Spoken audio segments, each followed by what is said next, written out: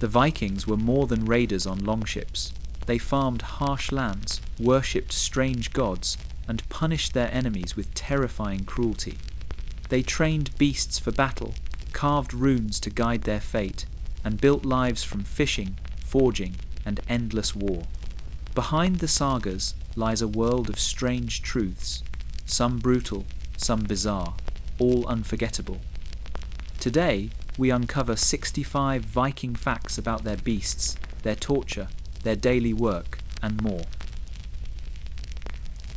The wind howled across the northern seas, and the world that would one day birth sagas was still rough-hewn from stone and storm. It is here that the tale begins. 65 Viking facts, beasts, torture methods, jobs, and more.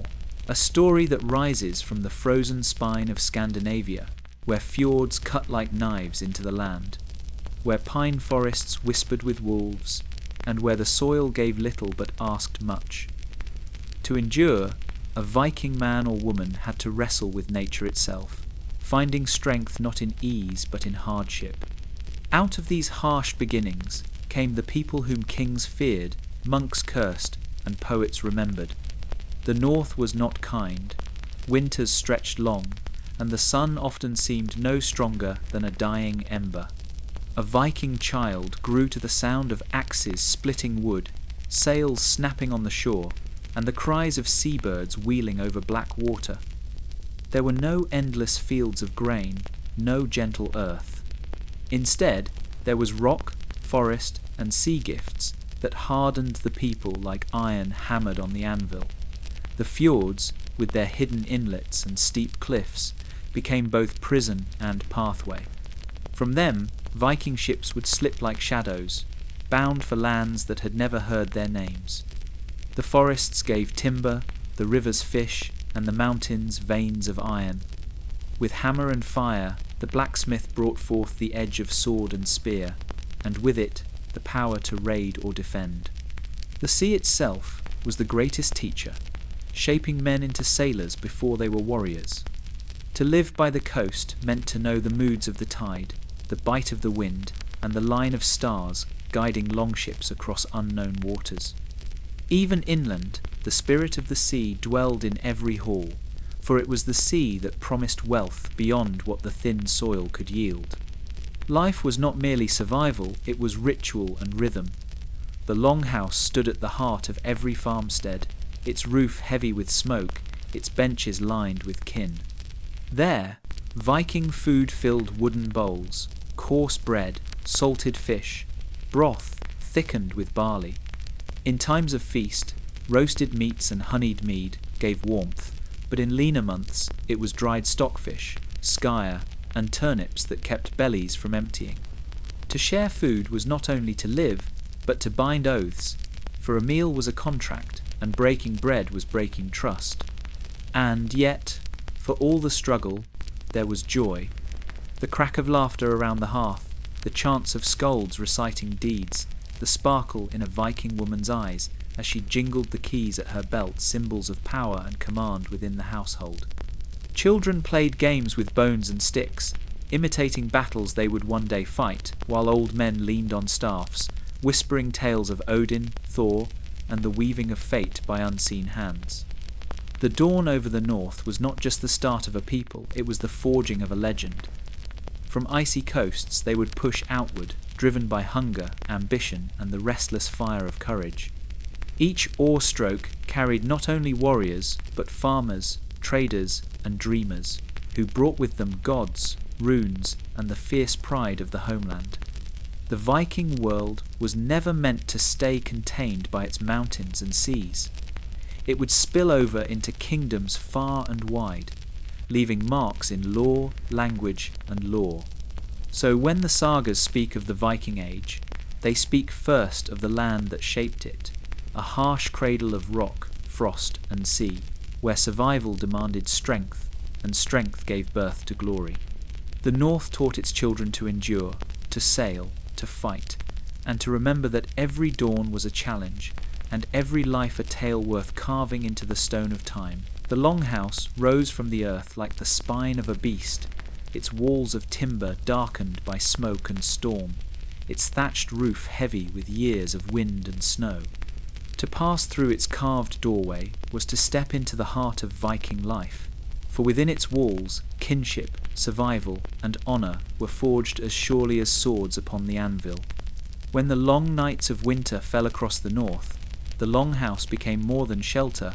It was the world itself, holding laughter, quarrels, whispers of love, and the ancient songs that bound a Viking man to his people. Inside, the great hearth roared at the centre, a line of fire running the length of the hall. Smoke coiled upward to escape through a gap in the roof, blackening the beams with resin and soot.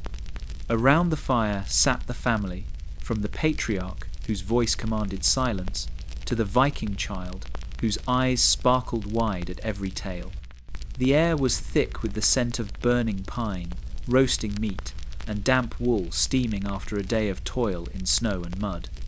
In the glow of flame, shadows danced across woven tapestries that told of gods, beasts, and ancestors, each thread a prayer to ward against the cold beyond the walls. The benches that lined the longhouse were more than places to sit. They were stations of honour, where each man and woman knew their worth. The high seat, carved with beasts and runes, was reserved for the chieftain or master of the household, while guests of importance were seated where all eyes might see them. To be placed far from the fire was no accident, it was a judgment. Here, in the smoke and warmth, every gesture carried meaning, and every Viking understood the silent weight of where he Saturday. Fosterage bound families together as strongly as blood. A child might be sent to another household, not as exile, but as honour, to be shaped by new hands, to grow beneath another roof, and learn the ways of loyalty. The bond between foster father and foster son was as sacred as kinship, often stronger, for it was freely chosen and fiercely guarded. Around the hearth, these ties were spoken of with pride, and in times of strife, they could tip the balance between feud and peace. The longhouse also carried the burden of survival. Viking food was stored in cellars and lofts, salted fish, dried meats, butter, sealed in wooden tubs. Women wove and mended, their hands swift over looms and needles, while men sharpened blades and repaired the tools that ploughed both soil and sea. Children chased one another between the benches, their play echoing the clamour of battles they would one day fight. And when the storm raged hardest, the household would crowd tighter around the fire, listening to the skald-weave sagas that lifted hearts and reminded them that even gods faced hardship in the cold of the world. Yet the longhouse was not only for family. Neighbours gathered within its walls during feasts, where ale flowed and songs rose loud enough to rattle the rafters. Disputes were settled under its roof, and oaths sworn by firelight carried the strength of iron. It was in such halls that alliances were forged, brides given, and warriors bound to their lords. Every plank, every post, carried not only the weight of timber, but of memory, for the longhouse was the vessel of a clan's honour. When the long night outside pressed close, and wolves howled beyond the palisade, the longhouse stood as fortress and sanctuary. Within, life endured. The hearth glowed, the skald's voice lifted, and the people of the north, hard, proud, unyielding, kept their world alive. For as long as the fire burned, the Viking spirit could not be extinguished. The smell of smoke and salt hung in the rafters, thick as a cloak, while the hearth fire hissed with the fat of roasting meat. In the north, survival was written on the tongue as much as the sword, and every Viking man, woman, and child knew the weight of hunger in winter. Bread, broth, and whale oil, these were not just words for food, but the measure of life itself, the daily grind of the hand mill, the bubbling of the pot, the flicker of lamps carved from bone and stone. Without them, no saga could be sung, no hall could stand, and no journey over sea could ever be made. The bread was coarse, dark, and heavy, made of barley more often than wheat, for the soil of the Viking homelands gave little softness. Women ground the grain between stones, the steady rhythm of their work carrying through the longhouse like a heartbeat. A loaf might be baked on a flat iron plate set among the embers, eaten hot with butter churned from cow's milk or skyer, the sour curd that clung to every Viking table. Children gnawed crusts as they listened to the skald, and warriors chewed them alongside dried fish before the shield wall was called. Broth was the lifeblood of the hall.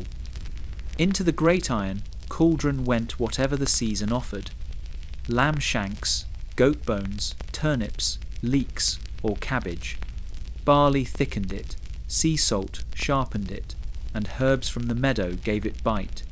The pot was never truly emptied. Yesterday's stew became the base for today's, a rich memory of meals that kept the fire of the longhouse alive. Around it, Viking food was shared not merely to fill the belly, but to honour guest and kin. To feed a stranger was to bind him. To turn him away was shame that clung like smoke. Then there was the sea's gift. Stockfish, dried hard as oak on the wind-swept racks of the north, carried sailors to far shores. Its toughness was beaten with hammers until flakes fell like snow, eaten with butter or broth to soften its bite. Whales, when taken, gave more than meat, their blubber melted into oil that lit the dark nights, and their bones became tools and rafters. To spill whale oil into a lamp was to hold back the black maw of winter itself, a victory as fierce as any won with steel. Feasts, though, were another matter. When wealth or victory swelled the hall, the benches groaned with roasted boar, venison, and goose. Mead and ale flowed from horns, sweet and bitter, until voices rang against the beams and warriors sang of deeds with ale-wet tongues. A Viking feast was not just gluttony but theatre, each dish a show of power, each horn raised a promise of loyalty. To sit at such a board was to taste honour itself. Yet even in times of plenty, fasting days kept the people close to the gods.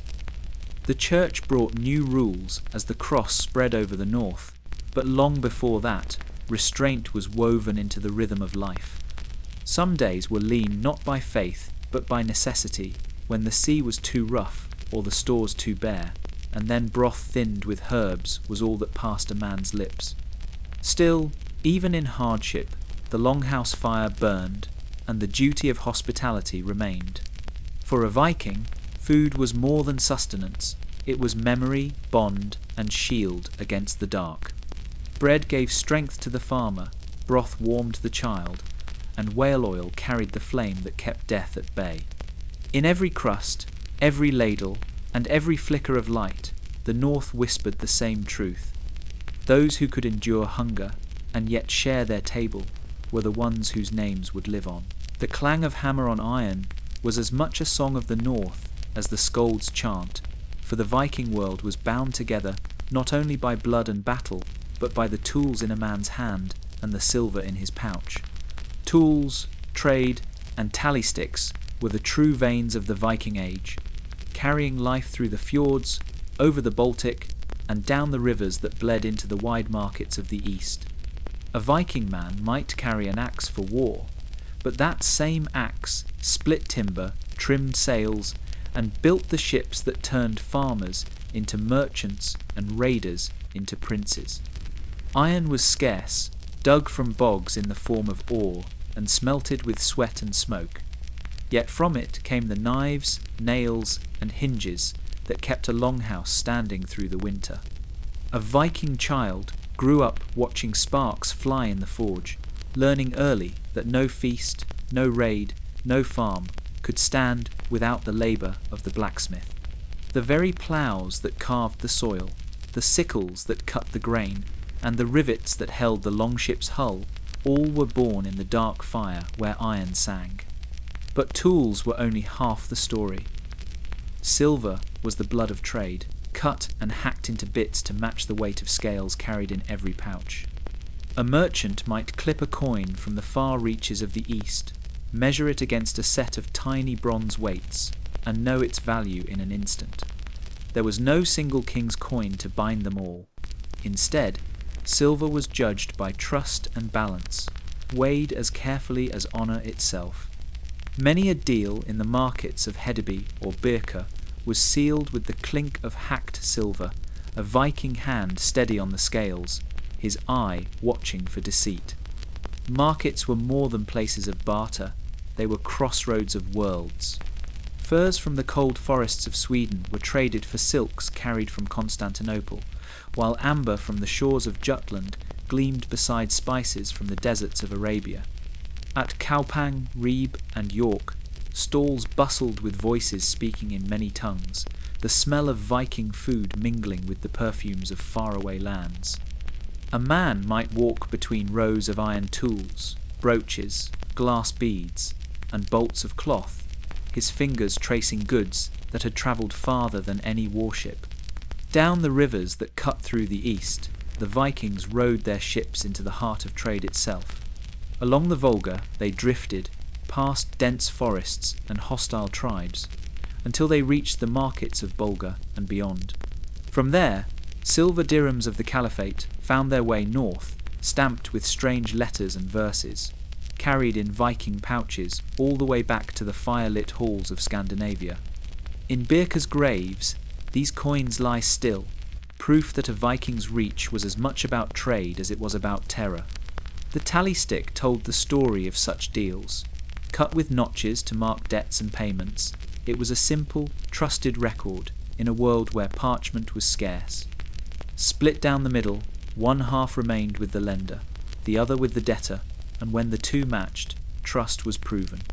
In this way, even the humblest Viking farmer, who might bring butter or hides to market, entered into the great web of exchange, bound by marks carved in wood as surely as oaths sworn on iron. From forge to market, from tally stick to silver hack, the Viking world was woven by trade. Ships carried not just warriors but goods, not just fear but wealth.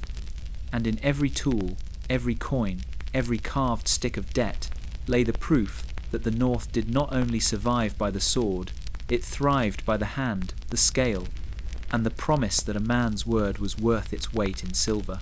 The wide meadow stretched beneath the open sky, the grass beaten flat by boots and the press of men. Here, beneath no roof but the heavens, the people of the North gathered to shape their world. The Thing and the Oathring was no mere meeting, but the heart of Viking law and honour, where a man's tongue could weigh as heavy as his sword, and where judgment carried the weight of gods and ancestors. Every freeman had the right to stand upon that field, though not every voice carried equal power. The Gothar, chieftains and priests alike, guided the proceedings, their words sharp with authority. Yet it was the people themselves, Viking farmers and traders, who pressed forward to hear disputes, to witness oaths, and to lend their presence as a seal of truth. No hall or king could stand without the Thing, for it was here that the North bound itself to order, even while its warriors raided seas far beyond the horizon. The oath ring gleamed upon the altar stone, often of silver or bronze, sometimes wrapped in gold. It was the sacred circle through which men swore truth.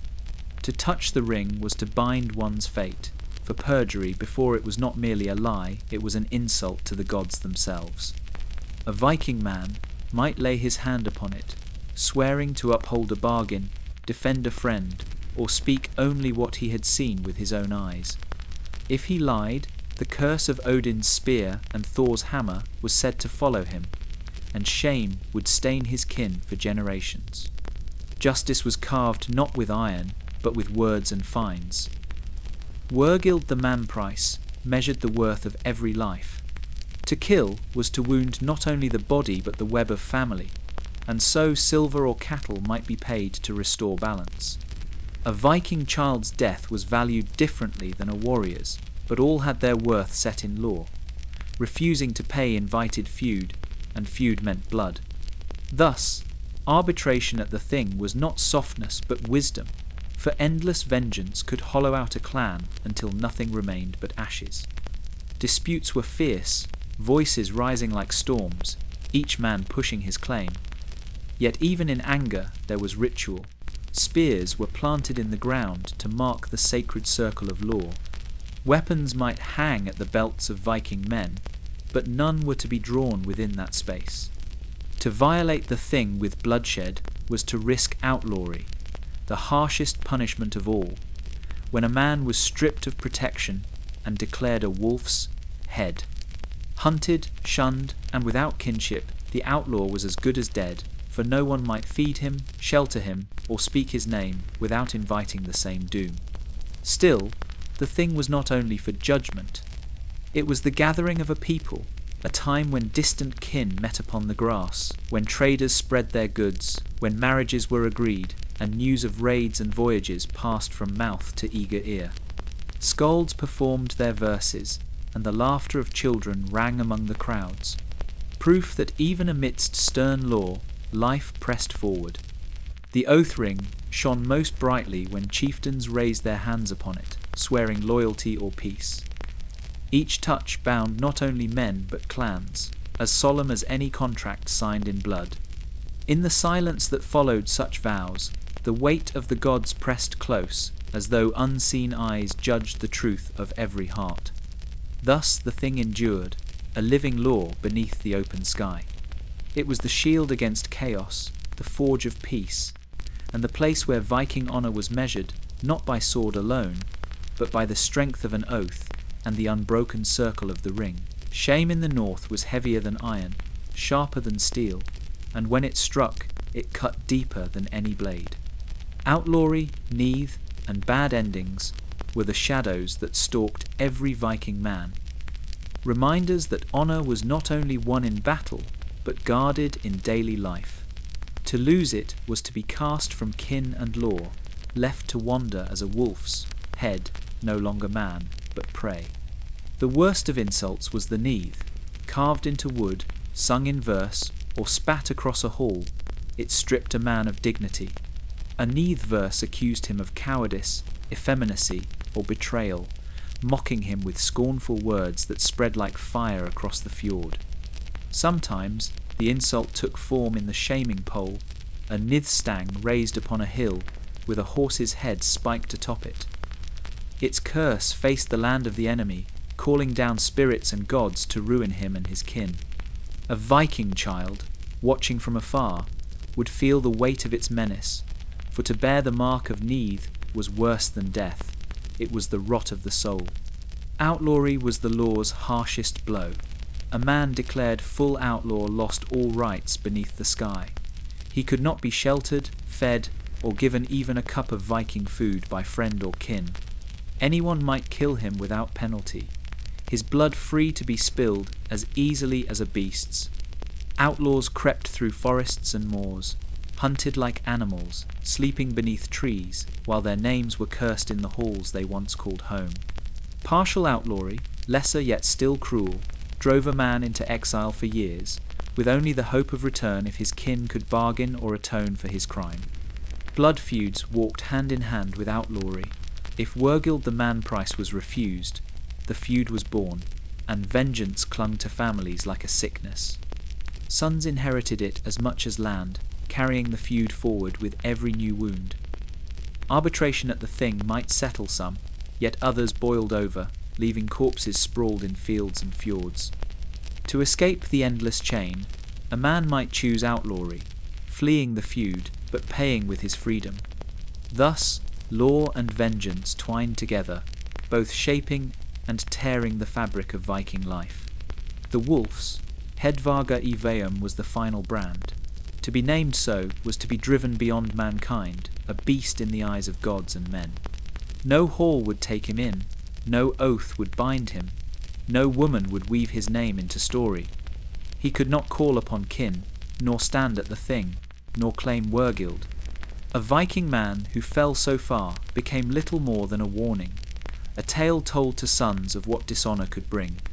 Alone, hunted, and shunned, his end was certain, death in some cold hollow, his body left unburied, his soul wandering without rest. And yet, the sting of shame did not always fall from law alone. In the sagas, men brought neath upon their rivals, with sharp tongues and cruel wit, verses that lived longer than wounds. A sword cut could heal. A verse could haunt a lineage. That was the peril of living in a world where honour was the marrow of life. Every Viking man measured his worth not only by how he fought, but by how he stood beneath the weight of insult, and whether he could silence it with silver, with steel, or with his own blood. Thus the North was bound not only by courage and conquest, but by the dread of dishonour. To be outlawed was to lose more than land or wealth. It was to lose the very name that carried you into story. And in a world where memory was immortality, such a fate was indeed the darkest ending of all.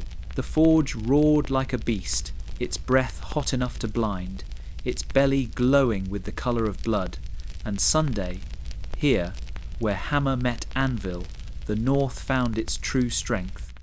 Edge of Iron was not merely a phrase, it was the lifeblood of the Viking world, the difference between life and death, glory and ruin. A Viking man might be tall, fierce and bold, but without the blacksmith's fire, his hand would be empty, his name forgotten. The blacksmith was no common craftsman. He was half artisan, half sorcerer, a figure who bent earth's hidden bones to his will. From bog ore, pulled out of the mire, he coaxed iron, dark and heavy.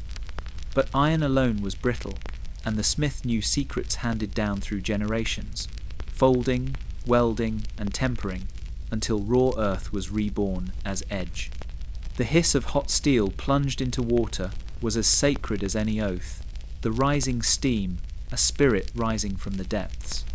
In the dim forge, a Viking child might stare wide-eyed, believing the smith worked with the gods themselves, shaping the same fire Thor hurled from the sky. Pattern welding gave the blades their beauty and their strength. Strips of iron, twisted and forged together, left serpents and waves shimmering along the sword's length. To see such a blade glint in firelight was to glimpse both artistry and terror. The patterns were not only decoration, they whispered, of skill, of steel woven tighter than fate. A warrior who bore such a sword carried not just a weapon, but the pride of his kin. When his hand closed around the hilt, he felt the labour of hammer strokes long before his birth. Yet steel, stronger still, was the smith's triumph. Carburized iron, hardened with the breath of fire, made edges that bit deeper and endured longer than common blades. Spears tipped with such steel-pierced armour with ease, axes cleaved through shieldwood like kindling, and the CX faithful knife of every Viking man was both tool and weapon, carried from cradle to grave. No man went without his CX, for it cut bread at the hearth, meat on the journey, and throats when honour demanded it. Swords, though, were more than iron. They carried names, for they lived as much as the men who bore them. A named sword held memory. It passed from father to son, from victor to vanquished. Some bore names like Leg Biter or Skull Splitter, grim titles that sang of their nature. Others carried loftier words invoking gods or fate.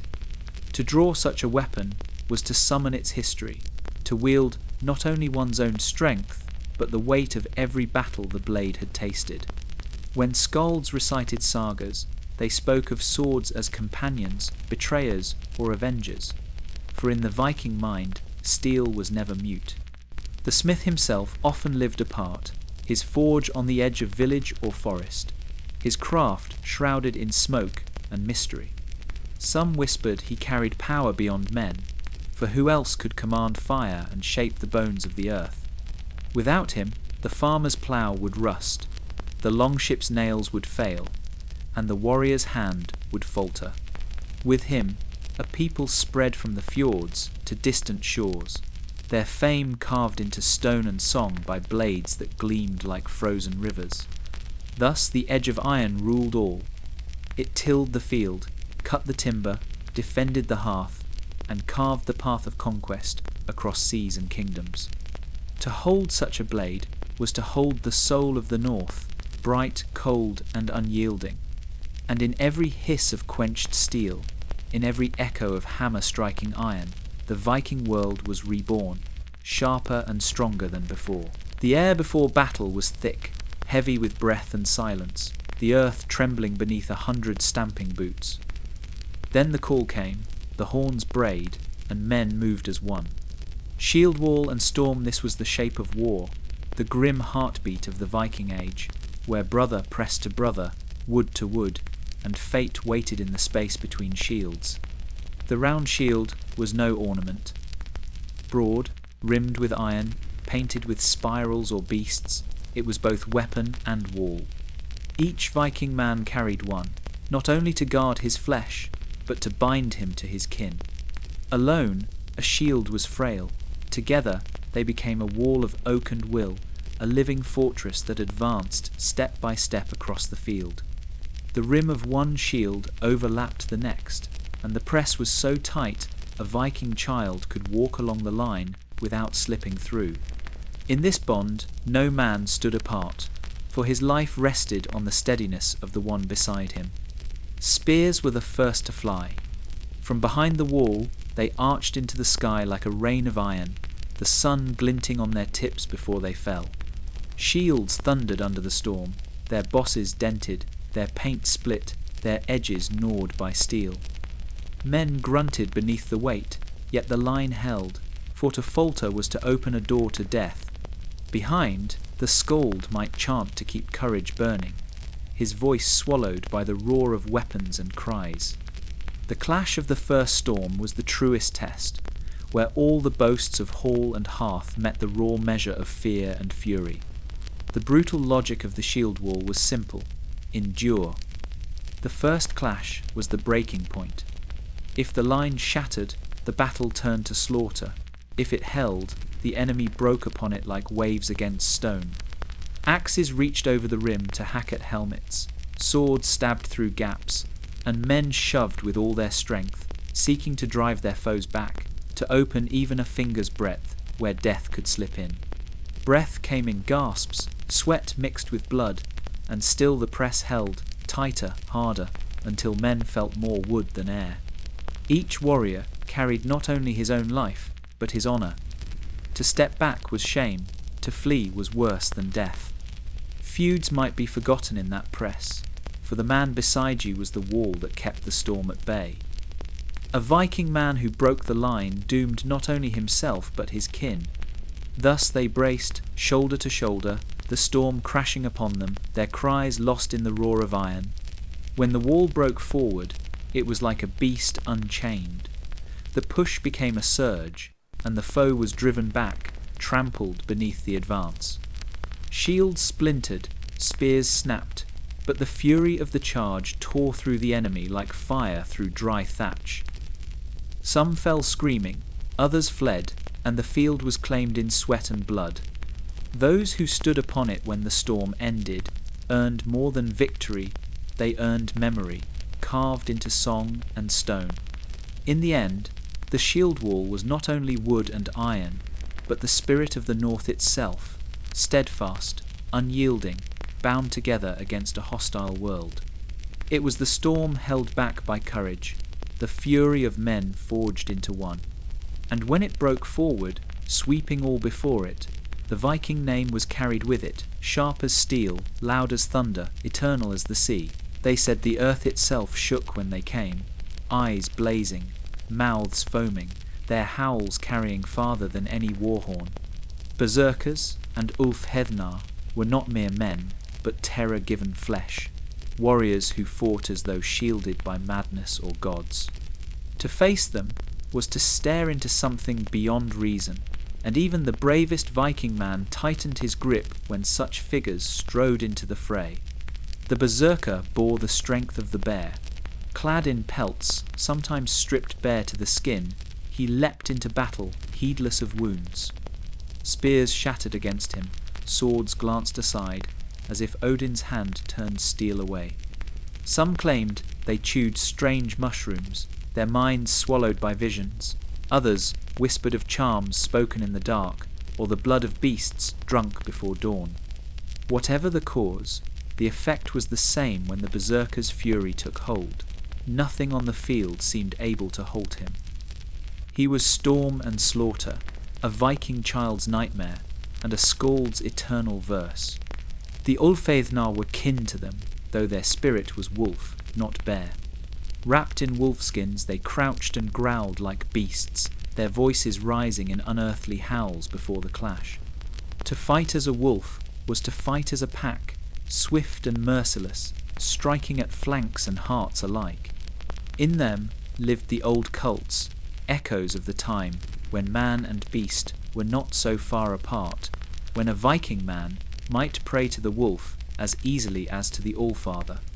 To see them descend upon a shield wall was to feel one's own courage gnawed to the bone.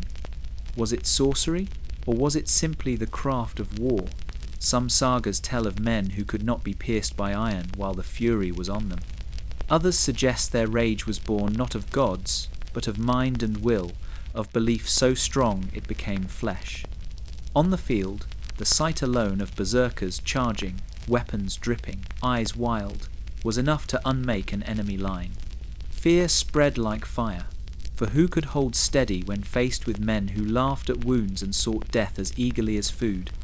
Yet their place was not only to terrify the foe. They were the shock troops, the spear point of the host. When the shield wall wavered, it was the berserker who hurled himself forward, smashing gaps wide. When the king needed his banner defended, the Ulfeithnar circled it, their snarls warning all who dared approach.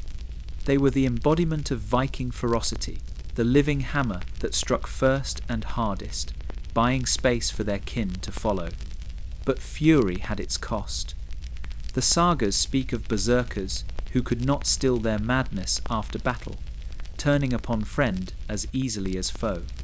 Some were outlawed for their uncontrollable rage, cast from the hall where their glory had once shone.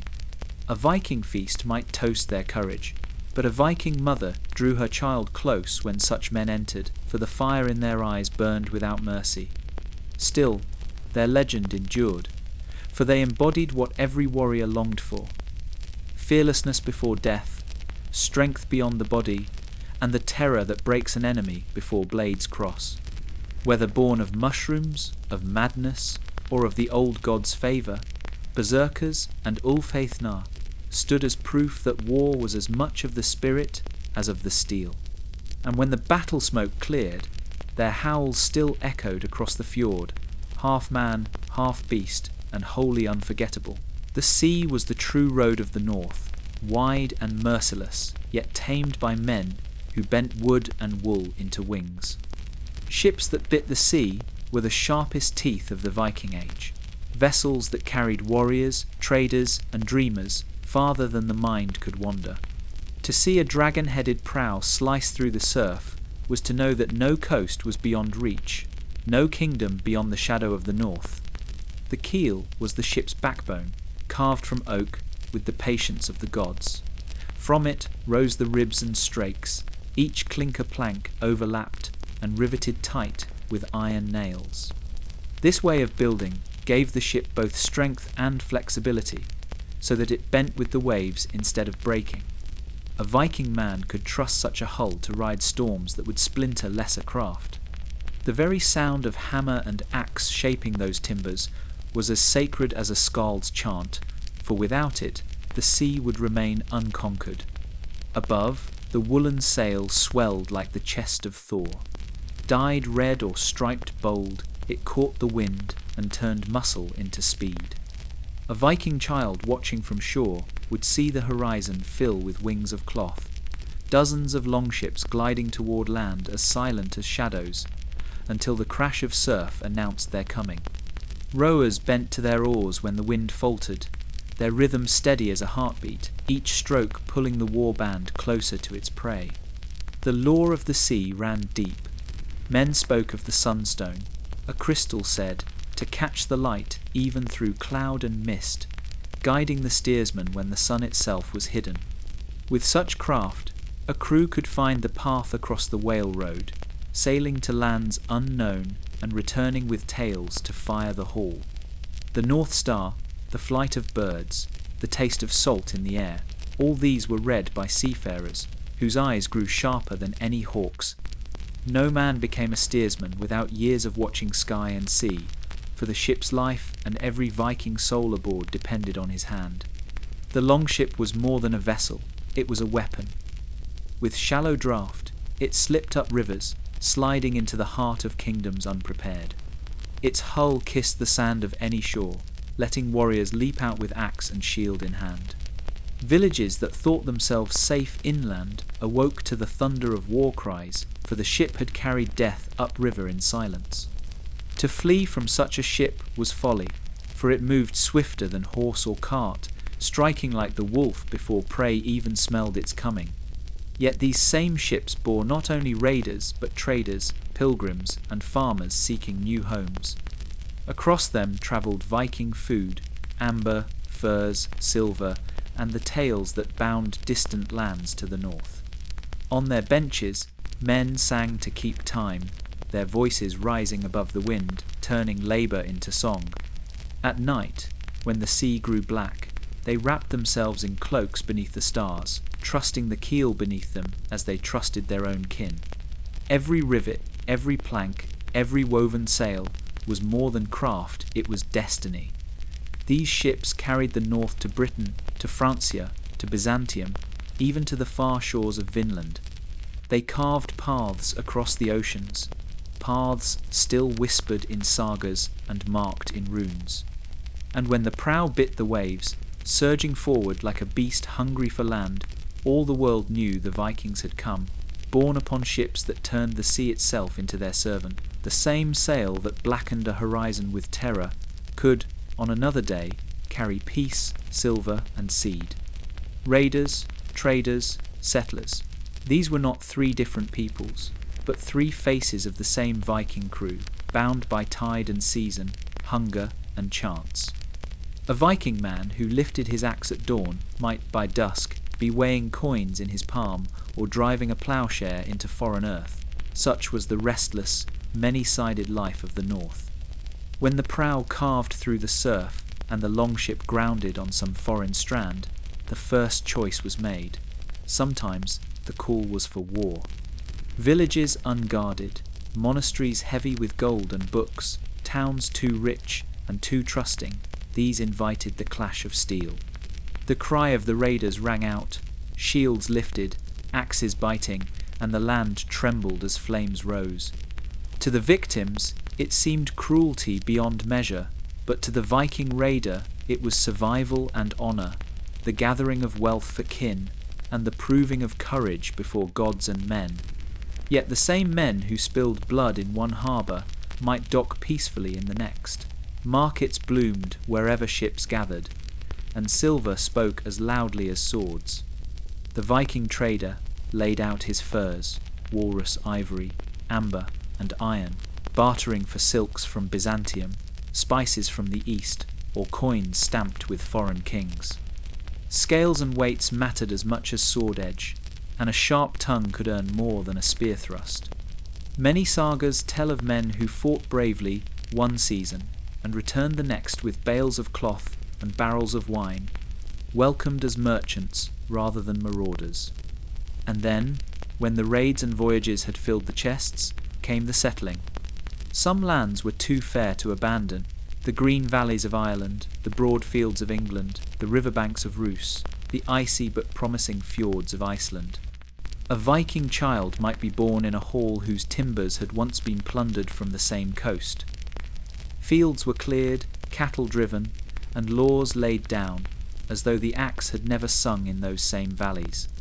What began as conquest often ended in roots sunk deep until foreign soil grew Viking food, and the land itself began to echo with Norse tongue. This shifting of faces was no contradiction.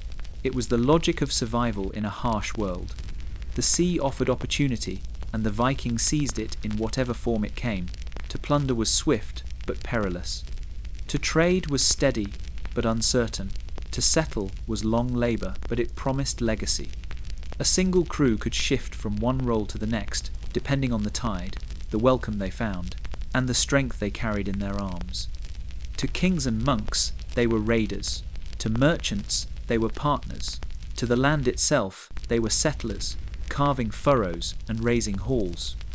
To themselves, they were all of these, for the Viking spirit was not bound by one path, but by the will to take what fate allowed and shape it into future. Thus the same dragon-proud ships carried both fire and peace.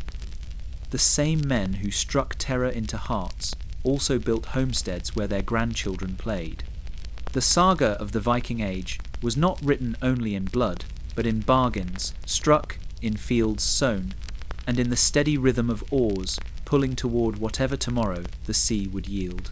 In the smoky glow of the longhouse, where men sharpened blades and scolds sang of battles, another kind of power moved quietly, steady as the loom and firm as the sea. Women of the north bore not only children but the weight of kin and home, weaving their strength into every thread of Viking life. While the world remembers the clash of axes and the roar of longships, it was often a Viking woman who kept the hall unbroken and the line unshaken. The keys at her belt were more than tools, they were emblems of dominion. To hold the keys was to command the household, from storerooms heavy with grain to chests filled with silver and heirlooms. When a Viking man left to raid or trade, it was his wife who ruled the hall in his absence, deciding what was spent, what was stored, and who was fed. A Viking child grew beneath her watchful eye, learning discipline and story, the old songs and the weight of duty. In those iron keys lay the power of stewardship, the right to command not just the home but the future of the clan. At the loom, her influence deepened. Cloth was wealth, as vital as silver or land, and the hands that wove wool into sail and tunic shaped the very strength of the household. Each loom weight pulled down not only threads, but the future, binding the family's survival into warp and weft. A Viking woman could turn fleece into trade, making her labour as valuable as a raid across the sea. Her work was measured not in fleeting battles, but in fabric that clothed, sheltered, and enriched. Yet her rights did not end at the hearth. In matters of law, a woman of the north stood taller than many of her age elsewhere. She could seek divorce if mistreated or neglected, take her dowry back, and walk free with dignity intact. The sagas tell of women who shamed cowardly husbands, who demanded vengeance for slain kin, who spurred sons to courage with words sharper than any sword. A Viking man feared the scorn of his wife as much as the blade of his foe, for shame in her eyes was a wound no healing could mend. Grave goods speak where voices have long fallen silent. The resting places of Viking women reveal brooches, beads, combs, and treasures that rival the wealth of warriors. Some lie with weapons, hinting at shield maidens who fought beside men, though whether they stood often in battle, or more rarely, their presence in story and soil alike cannot be denied. Even those not bearing arms were honoured in death with the symbols of authority they held in life, their strength etched into the memory of their people. They were shield mothers, the silent pillars behind war bands and voyages. Without them, no feast would be laid, no farm kept, no lineage preserved. Their counsel shaped decisions at the Thing, their songs bound families in sorrow and joy, and their steadfastness in famine or feud was the true anchor of the clan. A Viking woman might not always stand in the shield wall, yet her spirit was there, steadying it, holding the line in ways steel could not. In the sagas, women speak as fate itself, urging men toward destiny or destruction. They were not shadows in the hall, but fire at its heart, their will as enduring as the oak beams above. To overlook them is to miss half the saga, for the North was not built by swords alone, but by the hands, the rights, and the iron resolve of its women.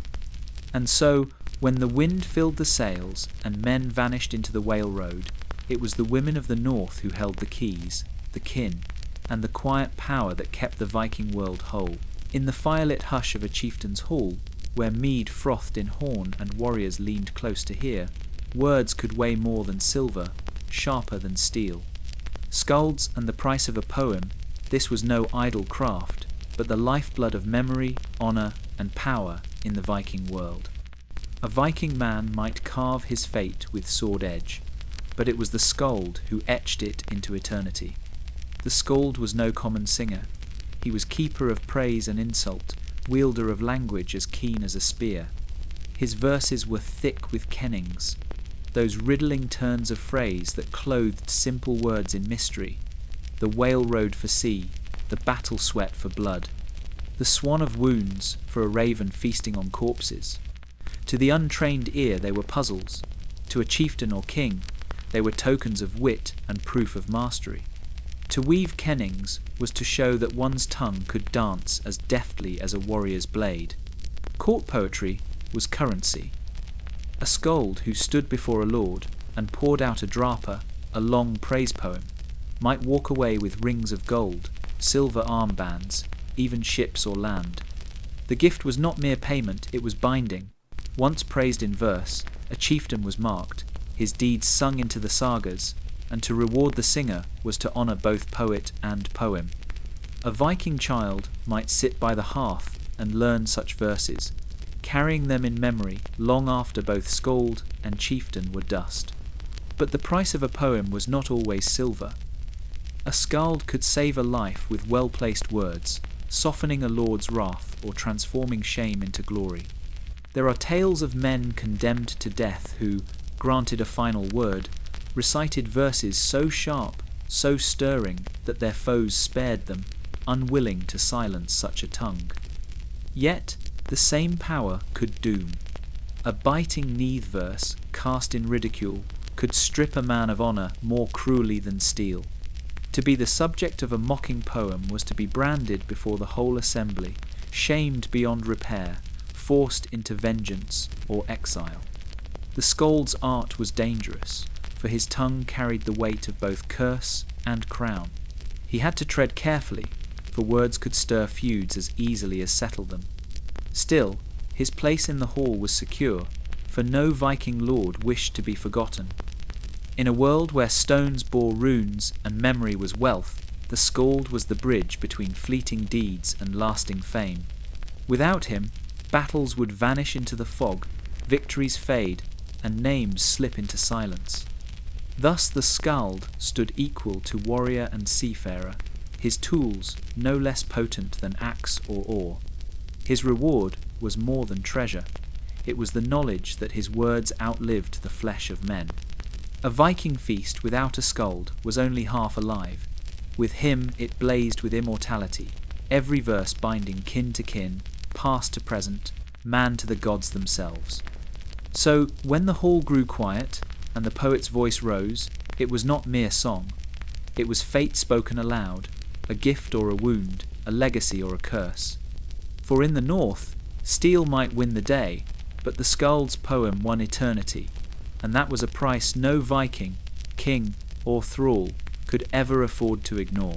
On stones that weathered storms, on wood cut quick and hidden, on bone and metal carried close to the skin marks of power endured.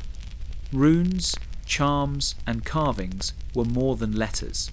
They were the shape of thought itself, the bond between man, memory, and the unseen. A Viking man did not only wield an axe, he wielded words, carved into the world, each line sharp as steel, each stave holding weight beyond speech. The oldest of these were the runes of the elder Futhark, 24 signs of mystery used when the North was still young. By the time the Viking age roared to life, the younger Futhark had taken root, a leaner set of 16, stripped but sharpened, as though even language itself had been honed for war and travel. With them, men named their kin, claimed their deeds, and spoke across centuries, for a rune cut in stone might outlast the very bones beneath it. But runes were not only for monuments, they lived in the everyday. A comb might bear the name of its owner, a whetstone might whisper a blessing for sharpness. Even a piece of Viking food, like bread, might be marked in jest. Some carvers were playful, scratching boasts of skill or riddles into beams and doorframes. Yet others wielded runes as weapons. Curse sticks have been found, slim pieces of wood carved with words meant to twist fate against an enemy. One might declare a man doomed to sickness, another that his strength would falter in battle. Whether or not the curse held power mattered less than the fear it carried, for words, once carved, could not be taken back. The line between craft and magic was thin. A carved charm might be worn around the neck to ward off harm, a rune for victory etched into the blade of a sword, or symbols cut into the mast of a ship to draw fair winds. These were not idle superstitions, but acts of trust, for to carve a rune was to bind intent into the world itself. Still, even in saga there were warnings. To carve runes wrongly was to court ruin. A tale tells of a man who sought love runes but cut them ill, driving the woman to sickness instead of passion. Another warns of carving healing runes without knowing their true order, turning remedy to poison. Rune magic was not a gift lightly held. Yet boundaries remained. Even in their might, Vikings knew runes did not give mastery over life and death. The gods themselves held secrets beyond mortal reach, and Odin, who hung on the tree and won the runes with his own blood, was reminder that wisdom was bought at great cost. A Viking child might be taught the staves, but only a learned few delved into their hidden power, lest folly invite doom. Still, runes were everywhere, on stones that sang of glory, on amulets that whispered protection, on sticks buried in earth to rot with their secrets. They gave voice to the voiceless and memory to the forgotten. They bound men to gods, lovers to each other, enemies to their fate. They were the language of both trade and terror, both laughter and lament. So when the carver's knife bit wood or stone, he was not merely scratching lines. He was shaping meaning, weaving fate, and carving eternity into the marrow of the world. In that act, the Vikings carried their voices across ages, as alive in runes as in blood, leaving behind not only bones but words that still bite like iron in the cold. In the dim corners of the longhouse, when firelight flickered against carved beams and shadows crept like spirits, there were powers few dared to name aloud. Seether, spearwork, and hidden threads, these were not the clash of axe and shield, but the weaving of unseen fates, the whisper of magic that wound itself around the lives of kings and thralls alike. A Viking man might laugh at charms by daylight, yet even he would cross himself or murmur a prayer when a Volva, staff in hand, lifted her gaze into the dark. The Vola, women of vision and dread, were the keepers of this craft. Draped in cloaks stitched with feathers or trimmed with fur, they carried staffs heavy, with rings of iron, talismans of their craft. They walked between worlds, chanting secrets that made men tremble. To invite such a woman into a Viking hall was both honour and danger. She could foretell the outcome of battles, the yield of harvest, the rise and fall of kin. A chieftain might lay silver at her feet, but he knew also that her words bound him tighter than any oath. Prophecy was not gentle. It tore at the veil of tomorrow, revealing deaths, betrayals, and storms no shield could turn. A Viking child might be promised greatness, only to hear in the next breath that his fate was to die far from home, his bones left for ravens. Still, men sought these visions, craving to glimpse the threads the Norns themselves had spun. To know one's doom was to be ready for it, and the sagas sing often of men who met their fates unflinching, their courage sharpened by prophecy's sting. But the practice of seether bore its shadows. It was considered unmanly, a woman's craft, for it bent will and twisted minds rather than breaking them in open battle. A Viking warrior lived by strength and honour. To sink into hidden arts was to risk mockery and shame. Even so, sagas tell of great men, including Odin himself, who practiced seether, though whispers called it a stain upon his godhood. For the Allfather knew that sometimes the hidden path won more than the sword. Spaework, the art of foresight, was only one thread. Glamours and bindings came also from this craft. A woman might sing to dull the eyes of guards, cloak a raiding party in false shapes, or send sickness into the bones of an enemy. The danger lay not only in the casting but in the taint it left. To meddle with minds was to invite vengeance from both gods and men. Still, in desperate times, warriors bent their pride and sought such help, for what use is honour if death claims all too soon? Even charms for love or lust could coil into ruin. A rune carved wrongly, a chant spoken with ill intent, might drive a woman to madness or twist a man's strength into frailty. And so, though Seether was sought, it was feared, whispered about more than spoken of, carried in secret like a hidden wound. The Vola walked in power outside the law of men. Their staffs struck earth as if to awaken the spirits below. Their eyes rolled as they spoke, as though their tongues were borrowed from beyond. A Viking hall might feast one night, then fall into silence as the Volva raised her hand, speaking of threads that none could break. In that silence, even the fiercest warrior knew, swords could not cut fate. Thus Seether was both gift and curse, a path of hidden threads that bound the living to the will of the unseen. Those who wove it were feared, sometimes despised, yet always heeded. For in the end, the Viking world was not ruled by iron alone, but by voices that carried beyond the veil, whispering of what must come, and of the doom each man would one day meet. When the wind howled through the fjords, and the fire sank low in the hearth, voices turned to the old tales, darker than night, heavier than steel. Beasts of the old tales, Fenrir, Jormungandr, Sleipnir, these were no idle fancies, but living shadows in the minds of the North, creatures that coiled about Viking fate itself. A Viking man might swing his axe with strength, yet in his heart he knew that wolves, serpents, and steeds of the gods rode beside him, unseen yet ever near. First, the wolf. Fenrir, spawn of Loki, bound in chains too subtle for mortal eyes.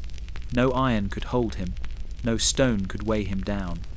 Only the gods' trickery with Gleipnir, a ribbon spun of impossible things. A woman's beard, a mountain's roots, the breath of fish. Still he strained, jaws wide enough to swallow the Sunday.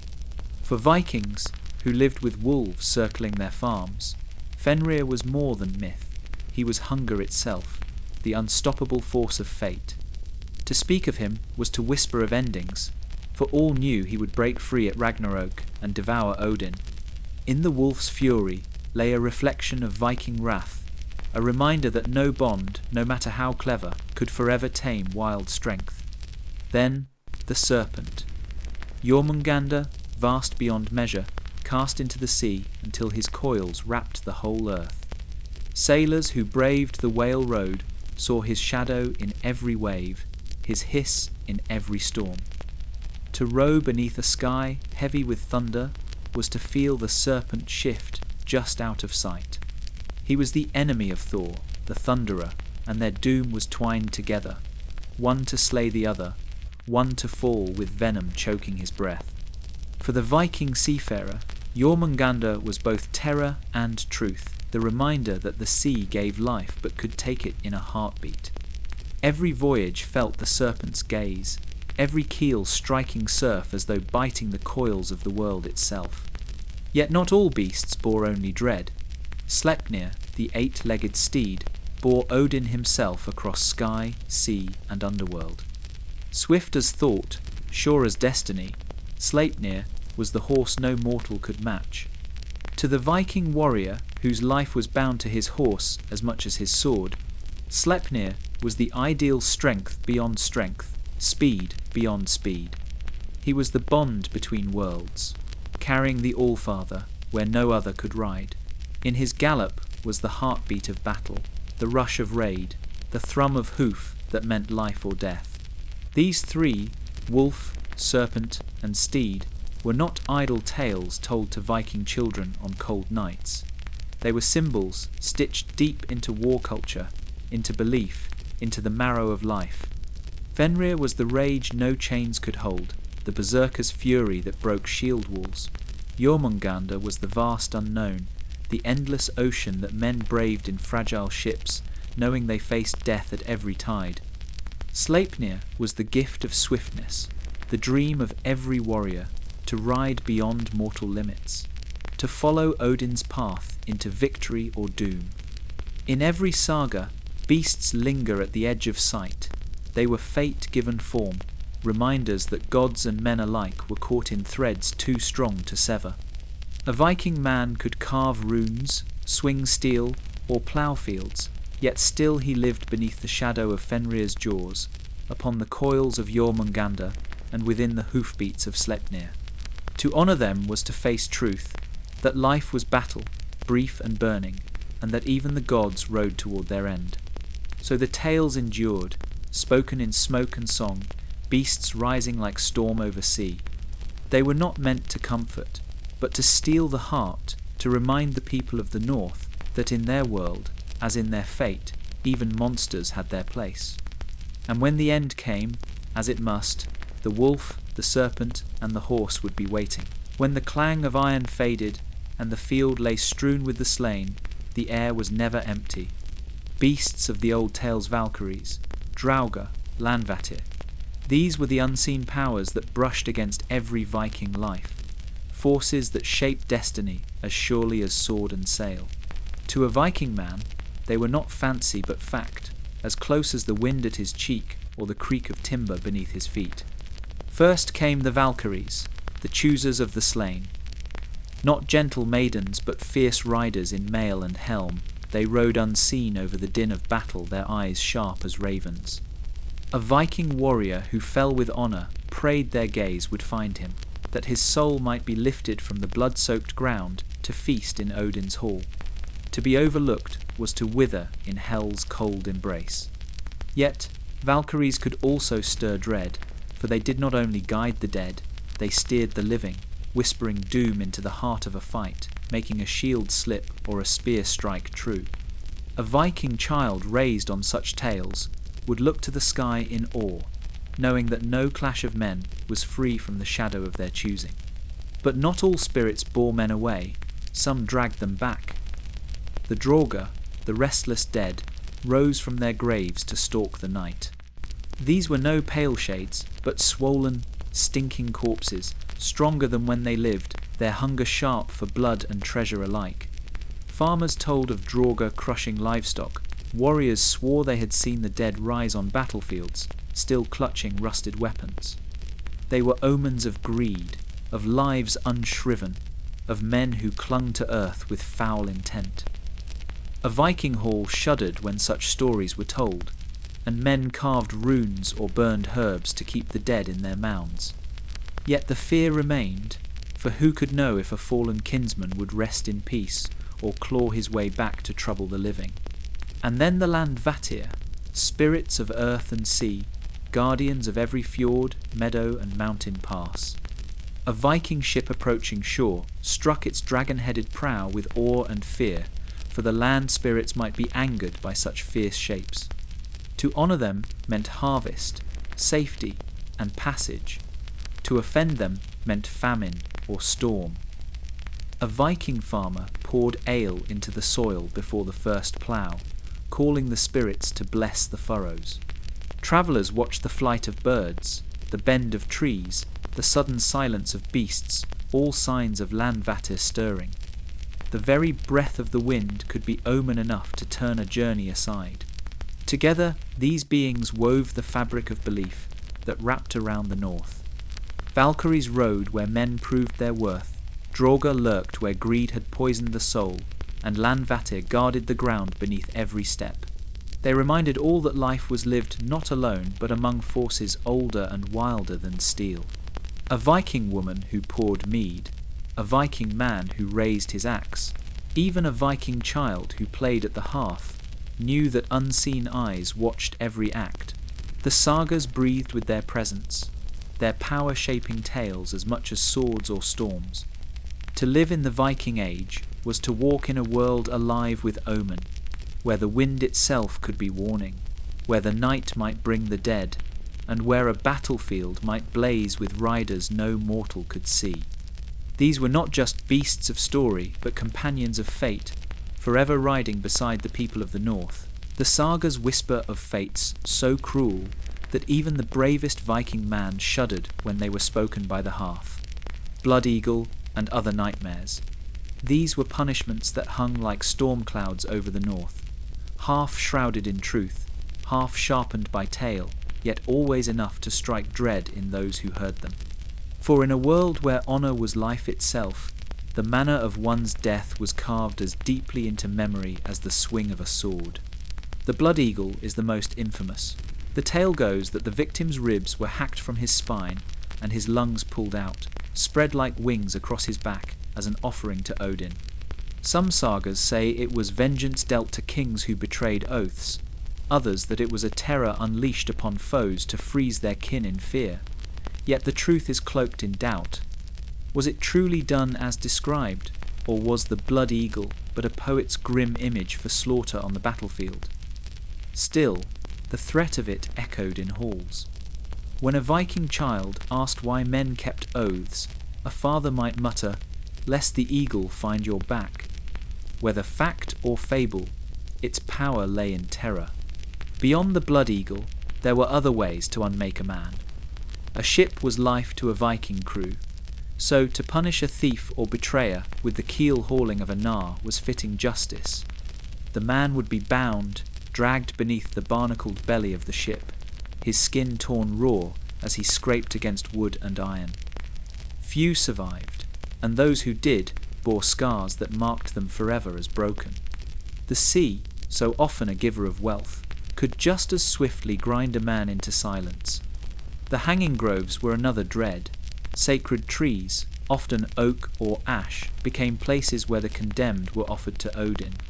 Men were strung up, left to sway with the crows watching from the branches, their lifeless bodies a grim reminder to all who passed. These groves were heavy with silence, yet every creak of rope and cry of raven was said to carry to the gods themselves. For some, it was not mere punishment, but sacrifice, binding blood to divine will. And then there were the ordeals trials that sought the hand of fate in proving guilt or innocence.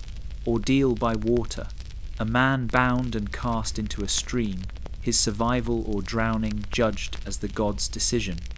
Ordeal by iron, carrying a red-hot bar in one's hands, walking steps before priests and witnesses, the wounds later inspected to see if they healed clean. Such trials were not always just, yet they carried weight, for to refuse them was to admit guilt outright. A Viking woman, accused of witchcraft, a Viking thrall, charged with theft, both might face these terrors with eyes closed, trusting either in luck or in the favour of unseen powers. Cruelty was not wielded without meaning. These punishments were designed to strike fear into the heart, to uphold law and order where kin feud and chaos so easily took root. They were reminders that to betray trust, to dishonour oath, or to transgress against gods and men was to place one's life into hands that showed no mercy. So whether the blood eagle was carved in flesh or only in verse, whether the keel's belly scraped bodies or only memories, these nightmares were real in the minds of the North. They stood as warnings carved sharper than runes, that in the Viking world justice was not gentle, and the price of shame could be death writ larger than life. In the smoke of raid and battle, not all prizes were silver or sword. Men and women taken in chains were the wealth that breathed, the silent backbone of the North. Slaves and freedmen thralls, and those who once were thralls, stood at the heart of Viking power, their toil grinding the grain, building the halls, and filling the coffers of their masters. Without them, the sails of longships might have hung slack, and the great halls might have stood silent. A thrall could be anyone. A captured Saxon plucked screaming from a burning village, a Slav dragged from the Volga, or even a Viking child born into bondage if his mother was enslaved. They were bought, traded, or gifted like cattle, marked by the iron collar or the calloused hands that bore another's command. In the longhouse, a Viking man might feast with meat and mead, while thralls laboured in the shadows stirring the cauldrons of Viking food, tending fires through long winters, or mucking the byre where livestock steamed. In the fields, thralls bent beneath the sun, tilling soil, cutting hay, harvesting barley for their master's ale. Their lot was heavy, yet not without paths to hope. Manumission, the granting of freedom was possible, though not common. A thrall who served faithfully, or who earned coin enough through small trades allowed by his master, might one day stand in the thing as a freedman. Some sagas tell of thralls who fought bravely beside their lords and were rewarded with liberty, their names carried into memory as men rather than shadows. Yet freedom was seldom clean. Even as freedmen, they carried the stain of servitude, often tied to their old master's family as clients, obliged to give loyalty and service. A freedman could work land, marry, and raise children as any Viking man, but whispers of his thrall blood never fully died. Captivity was not merely consequence, it was an engine of expansion. Viking ships did not cross seas only for plunder, they sought the flesh that built empires. In Dublin, Hedeby, and Birka, markets swelled with thralls chained for sale. Silver flowed into Norse hands not only from furs and amber, but from human lives traded across rivers to the east and seas to the south. To seize thralls was to seize coin, and to sell them was to feed the hunger of foreign kings, caliphs, and merchants who prized strong backs above all. For those enslaved, life was cruel yet varied. Some thralls broke rock or rowed ships, backs striped with whip marks. Others, taken into the longhouse, nursed Viking children, or served at their lord's table, living close to the hearth but never sharing its honour. Women in bondage bore the heaviest burden, subject to labour in the field and violation in the bed, their children destined to inherit chains. Yet in their survival they shaped the bloodlines of the North, for many free men and women carried thrall ancestry in their veins, unspoken but undeniable. The sagas seldom sang of thralls, yet their silence filled the spaces between verses. They were the shadow in the hall, the hands that kept fires burning, the unseen tide that carried the wealth of kingdoms. And in rare moments, their voices broke through, like the freedman who carved runes to boast of his liberty, or the slave woman whose prophecy bent the fate of kings. Thus, the Viking world stood on two pillars: the free, whose names filled the skald's songs, and the bound, whose toil made such glory possible. To forget the thralls would be to forget the bones that bore the weight of the North. For every Viking chieftain crowned in silver, 100 thralls sweated in fields unseen and in their shadows. The true cost of expansion was written. The strength of the North was not only forged in iron and blood, but in the steady rhythm of hands that worked the land, the sea, and the wild.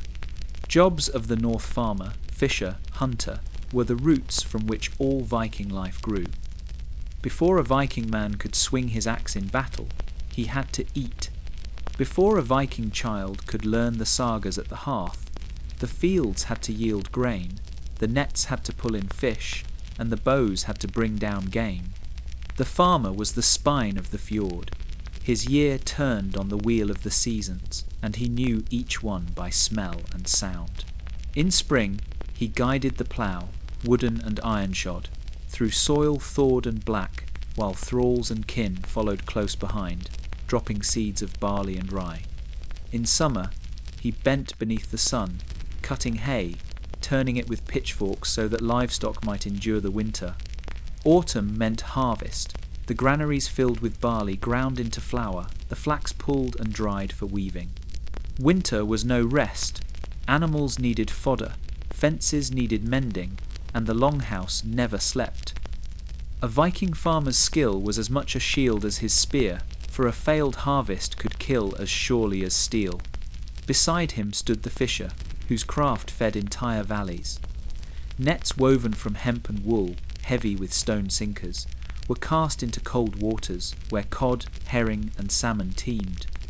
On stormy nights, boats pitched and rolled, yet the fisher's hands held fast, hauling lines heavy with the sea's bounty. A good catch was more than food, it was trade. Dried stockfish, stiff as planks, yet rich with strength, travelled from the Arctic waters to the markets of Europe, becoming wealth enough to rival silver. A Viking woman salted and smoked the flesh, preserving it against hunger, while a Viking child learned early to gut fish, his hands slick with scales. Even the poorest longhouse might have a barrel of stockfish, its smell sharp and enduring through the dark months. But the wild offered gifts too, and the hunter's bow stretched them across the land. In forests thick with elk and deer, the hunter moved silent as snow, his arrows fletched with goose feathers, his spear tipped with iron. A single elk could feed a hall, its hide tanned into cloaks, its sinews twisted into bowstrings. Fowl were snared, their feathers plucked for arrows, while hares and foxes filled stewpots and fur-lined cloaks. Yet it was not only land beasts that fell to his craft. On the coasts, hunters stalked seals, their fat rendered into oil to feed lamps that lit the Viking longhouse through endless winter nights. Walruses too were sought, their ivory prized, their hides tough enough for rope and lashings. These hunts were perilous, yet to master them was to master survival. Together, these three, the farmer, the fisher, the hunter, wove the web of sustenance. They kept hearths warm, bellies full, and warriors strong. Their labour bound families to the earth and sea. Their skill ensured that sagas would be sung at feasts rather than silenced by famine. Even the greatest Jarl, feasting beneath the carved beams of his hall, depended on the humble bread of a farmer, the dried fish of a fisher, the meat and furs of a hunter. In the north, glory might be won with steel, but life was preserved by toil. Every Viking food that graced a table, every cloak that kept out the frost, every light that flickered in a longhouse was a testament to these crafts. Without them, there would have been no raids, no ships, no sagas, only silence. And so the jobs of the north were honoured, for in their steady hands lay the true heartbeat of the Viking world. The might of the north did not rise only from iron and courage. It was carved from timber, woven from wool, and guided by eyes that read the sea like runes. Jobs of the north, shipwright, sailmaker, pilot, were crafts as sacred as the stroke of a sword, for without them no Viking man would have crossed the whale road. No Viking child would have grown hearing tales of distant raids and far-flung markets. These were the hands that gave wings to the north, turning fjord-bound folk into lords of the sea. The shipwright stood first among them, master of pine and oak. His axe was as keen as any spear, but it struck not to kill, rather to release the shape of a vessel hidden within the log. In quiet clearings, he felled trees, each chosen for the strength of its grain, each trunk split and shaped into planks. The secret was the clinker-built method, where boards overlapped like the scales of a serpent, light enough to glide, strong enough to bite through storm. The keel was laid, the ribs bent and fastened, and the prow rose sharp and proud, often carved with dragon or beast to ward away spirits. A Viking shipwright's work was more than wood, it was destiny. Each longship he berthed carried the fate of men, their glory or their death upon the waves. Yet a hull alone was no more than a skeleton. It needed wings, and those wings were the work of the sailmaker. Wool was their canvas, sheared from sheep and spun by Viking women, then thickened with grease and soaked in fish oil until it swelled against the wind. Hours upon hours were spent stitching panels by hand, the seams strong enough to withstand gales. Some sails were plain, others striped in bold colours that struck fear or wonder as they crested the horizon. To make such a sail was to bind land and sea together. The sheep grazing on hills gave their fleece so that ships might leap across waters. When stretched to the mast, the sail was the breath of the vessel, a great square that turned wool into wind. Without the sailmaker, no Viking food from distant markets, no silver from foreign shores, no tales of kingdoms raided would ever have reached the north. And still, even the finest ship and the stoutest sail were useless without the eyes of the pilot. These were men who knew the sea not by map but by memory, by the taste of salt, the flight of birds, the curl of swell. A Viking pilot could tell from the colour of water how close he lay to shore, from the cry of gulls how near a hidden island lay. The sunstone, a crystal that caught light even through cloud, guided him when the skies hid the heavens. He watched stars wheel above, felt currents tug at the keel, listened to wind whispering across rigging. His was a craft of silence and attention, for the sea gave no second chances. A wrong judgment could shatter hulls against rock, or leave a crew adrift with hunger gnawing at their bellies. Yet, with the right pilot, a longship could cross from Norway to Iceland, from Denmark to England, from Birka to Byzantium, its course as true as a spear thrown by Odin himself. Together, shipwright, sailmaker, and pilot formed a trinity of survival. One gave the ship its body, another its breath, and the last its path.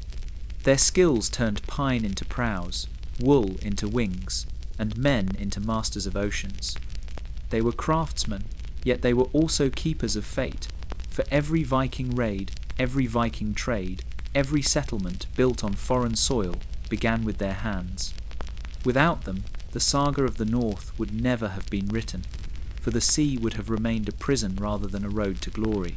Wealth in the Viking world did not lie still, it moved, crossing rivers, seas, and meadows on the backs of men who lived between home and horizon. Jobs of the North trader, tinker, tenter, were the restless lifeblood of commerce, carrying silver and amber, iron and silk, from one shore to another. If the farmer fed the village, and the shipwright carved the path, it was these men who turned distance into fortune, weaving the Viking North into the markets of the wider world. The trader was the most visible, striding through the tented stalls of Hedeby or York, his belt heavy with hacked silver. He carried not only goods, but tongues, for he had to speak with Franks, Slavs, Arabs, and Saxons. His wares were as varied as the roads he walked: amber plucked from Baltic shores, furs from the forests, walrus ivory from Greenland, slaves chained from raids, and stockfish stiff from the northern seas. In return came Frankish wine, silks from the east, glass beads glowing like fire, and silver coins from Baghdad, each cut into bits to match the weight of trade. A Viking trader's strength was not in his axe, but in his shrewd eye, and the way he measured worth in men as well as metal. He might return to his longhouse, laden with wealth, yet his sagas told of danger, two bandits on the road, treachery at markets, and storms that could drown fortune before it ever reached home. Beside him worked the tinker, the smith without a hall, whose forge was wherever he set down his bellows, while a Viking blacksmith shaped great swords and spears in a stead workshop. The tinker travelled light. He carried iron scraps and copper, hammer and tongs, and he was welcomed in every village he entered. Hinges broke, cauldrons cracked, nails rusted, his hand mended them all. He might patch a helm, sharpen a sickle, or fit new hoops to a barrel, earning coin or food at each stop. Though his craft lacked the glory of the swordsmith, his skill was no less vital. A Viking farmer needed ploughs that cut, a Viking child needed kettles that held broth, and a Viking ship needed rivets tight against the sea.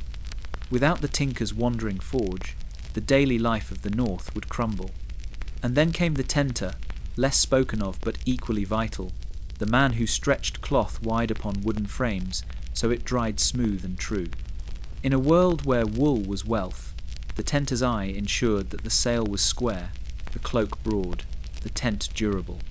From the homespun wool of women's looms to the dyed cloth of foreign merchants, his frames pulled fabric into shape, straightening the warp and weft until it could serve its purpose. Tenter fields spread beside rivers and markets, their rows of stretched cloth fluttering like banners, each piece a promise of trade or travel. Without the tenter, wool was but thread. With him, it became shelter, sail, and silver. Together, these three wove the fabric of Viking expansion. The trader carried goods across borders, the tinker kept tools alive, the tenter gave strength to cloth. At Hedeby, Dublin, or York, their paths crossed beneath the flapping canvas of market tents, the air thick with the smell of tar, fish, and spice.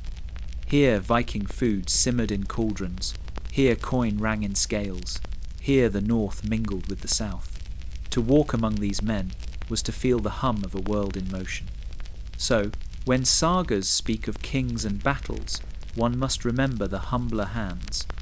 For without the trader's pouch, the tinker's forge, or the tenter's frame, the wealth of the Viking world would have withered at its roots. They were not warriors, yet they armed the halls with plenty, and through their craft the North learned to stretch its shadow across the seas. Even in a world of storms and steel, the North knew laughter, music, and the joy of play. Games, music, and merriment filled the spaces between toil and war, sharpening wit and limb while keeping spirits alive through the long winters. For a Viking man, strength of arm mattered, but so did cunning at a board, rhythm in song, and skill upon the green. A Viking child grew not only on bread and broth, but on riddles, contests, and the pulse of music echoing through the hall. At the heart of pastime lay the game of Nefertafel, the king's table, where carved pieces clashed on a board of squares. One side defended a king hemmed in by enemies, while the other pressed forward to trap him. More than idle play, it was a mirror of war, teaching foresight, strategy, and patience. A Viking man who could read the move before it was made might one day read the turn of a shield wall in battle. The board itself was carved from wood or bone, sometimes carried in a pouch by traders and warriors alike, for the game could be played wherever men gathered. Wagers of silver often sweetened the contest, and sagas speak of tempers flaring when pride was stung by defeat. Yet games were not only of mind, but of body. On the green outside the hall, wrestling was a favoured sport. Stripped to their tunics, Viking men locked arms, testing muscle and endurance, slamming one another into the turf while kin cheered around them. Children too joined in mock bouts, their laughter carrying across the meadow, preparing them for the day when their play grappling would turn to shield and spear. Strength mattered, but so did balance, cunning, and the ability to endure pain without yielding. Other games tested speed, such as running races along the fjord shore or hurling heavy stones to prove who among them bore the greater might. No less vital was music, the heartbeat of every gathering. The harp plucked soft notes beneath the voice of the skald, while horns and flutes called louder across the feast. A Viking woman might sing cradle songs to soothe a restless child, while a Viking man roared battle chants to stiffen courage before war. Harps strung with horsehair, horns cut from aurochs, and drums stretched with seal hide carried melodies, both mournful and wild. Music bound the hall together, lifting spirits when food was scarce, praising gods and ancestors, or mocking foes with biting verse. To drink mead without song was to eat without fire. Even merriment had its deeper weight. When a warrior danced with his kin at a wedding, when laughter echoed over dice tumbling on a board, when a skald wove riddles that tested quick wit, it was more than leisure. It was training for the hand, the tongue, and the heart. The feast hall contests steeled men against pride, taught women the strength of voice, and gave children the lessons of cunning, strength, and song. In merriment, a Viking learned how to win, how to lose, and how to carry both with honour.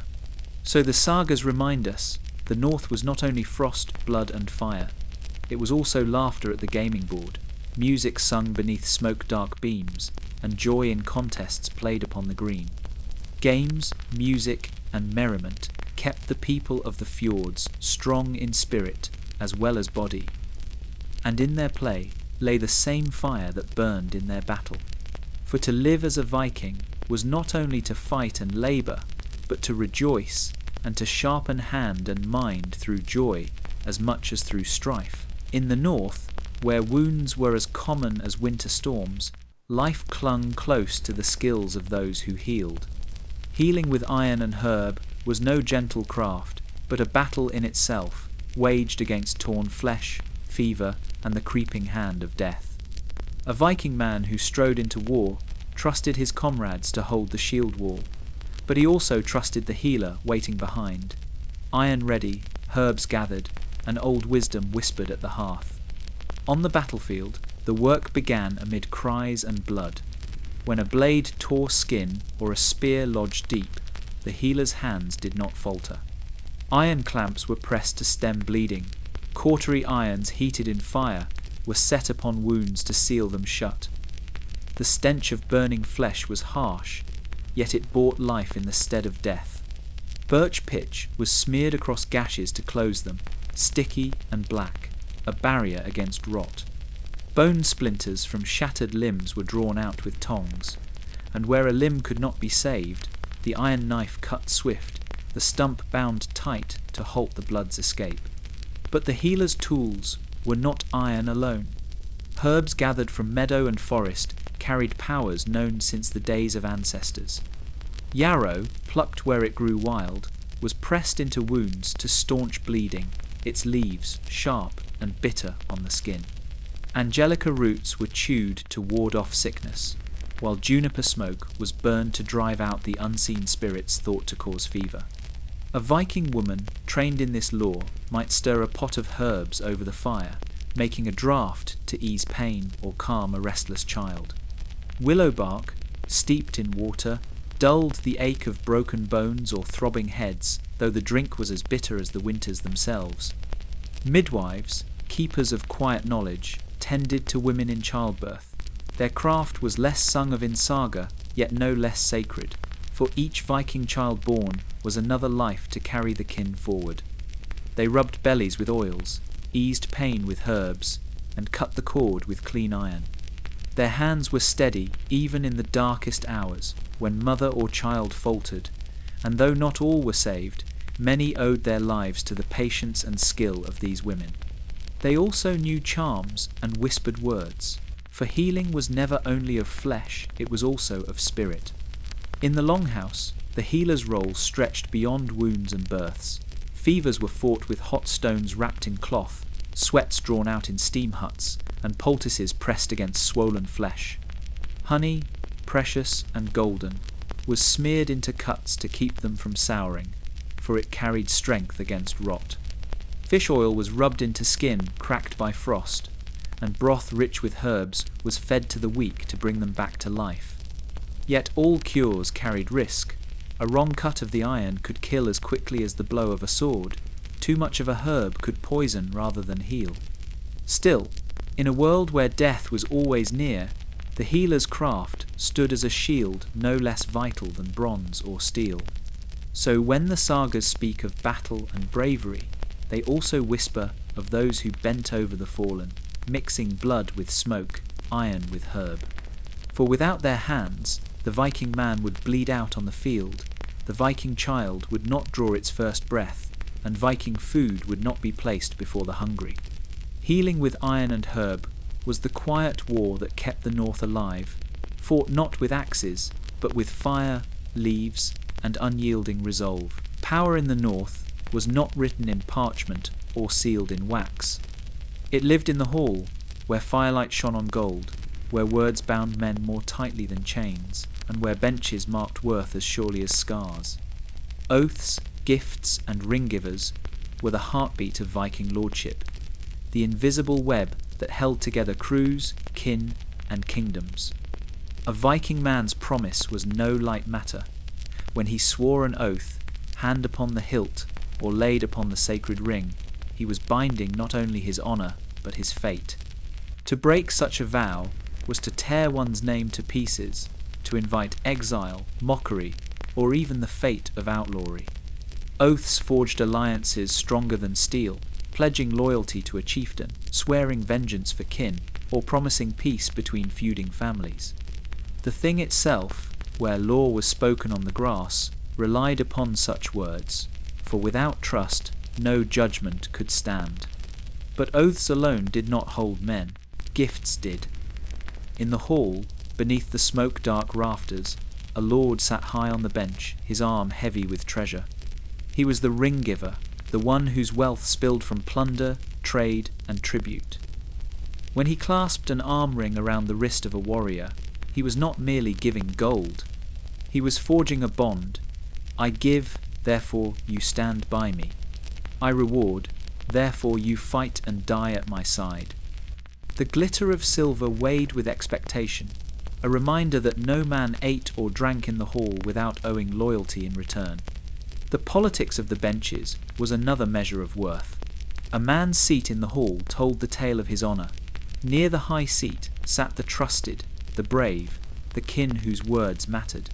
Farther down the bench sat the lesser men, their voices dimmed, their worth still unproven. To be called up the hall was glory, to be cast down it was shame. A Viking child grew watching this ritual, learning early that bravery, loyalty, and skill at arms could move a man closer to the Lord's fire or cast him into the shadows by the door. Gifts went beyond rings, cloaks woven fine, swords named with pride, ships carved with dragon prows, even feasts of Viking food and casks of ale, all were tokens of a lord's might. They showed the wealth he could command and the loyalty he could buy, yet they were also burdens. A sword gifted must be lifted in defence, a ship given must be sailed in war, a feast eaten meant a duty owed.